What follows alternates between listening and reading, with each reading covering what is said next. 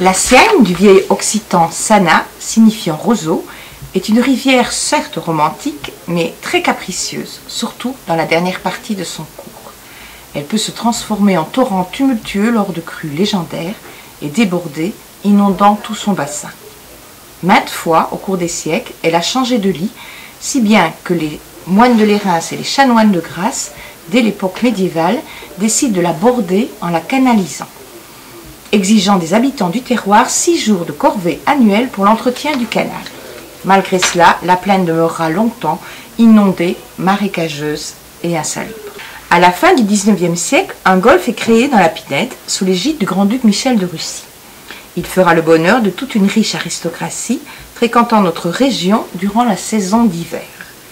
Pour traverser la Siagne, les joueurs empruntent déjà le toujours célèbre et atypique bac au pied du pont du chemin de fer. En 1936, le droit au congé payé va permettre le développement d'un tourisme d'été beaucoup plus populaire. Bientôt, les berges de la Siagne s'animent sous la joyeuse effervescence des premiers campeurs. De juin à septembre, le golfe est transformé en terrain de camping.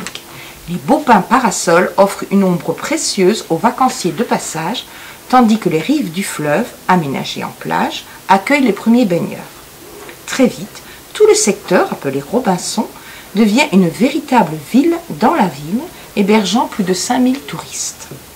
Cette cité estivale est très bien organisée et les vacanciers descendus sur place du train n'ont nul besoin de sortir du quartier pour s'alimenter ou se distraire. On trouve de tout à Robinson. Des restaurants, des débits de boissons, de tabac, des glaciers, des baraques à frites où chaque jour sont épluchés 500 kilos de pommes de terre. Des échoppes à pain débitant quotidiennement des tonnes de sandwichs, de viennoiseries, pizzas, puis saladières. Les vacanciers ne manquent pas non plus d'animation. Élections de Miss Camping, bals populaires, cinéma de plein air, bars, dancing, boutiques de jeux et accessoires de plage variés. Bref, l'ambiance y est très conviviale et joyeusement festive. Le coin attire également la population locale, cherchant l'amusement à Robinson, comme on va se distraire à la foire ou à la kermesse du village. Mais le problème des inondations fréquentes du fleuve demeure préoccupant, exigeant parfois l'évacuation de plusieurs milliers de campeurs.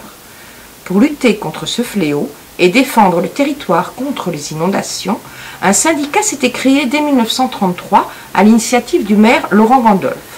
Il réunissait les 4 communes concernées, à savoir Mandelieu, Pégomas, La Roquette et Cannes. Divers travaux d'assainissement sont entrepris sur la Siagne et plusieurs réalisations voient le jour. Le barrage des Moines, l'endigage en amont de la Nationale 7, des interventions sur le Béal et la construction du barrage de Saint-Cassien. Mais le problème des inondations persiste. La municipalité tente alors d'assainir les lieux en programmant le creusement d'un canal de dérivation.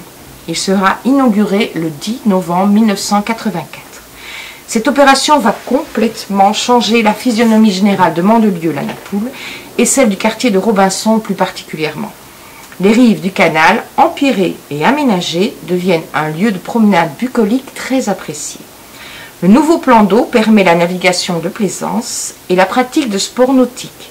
Un rowing club s'installe sur la berge et de formidables compétitions d'aviron sont organisées. Des marinas et un port à sec sont aménagés. À l'emplacement du cinéma de plein air est tracé un mini-golf. Enfin, un nouvel espace paysager, le parc de Robinson, offre aux promeneurs un lieu de détente où sont organisées de nombreuses manifestations.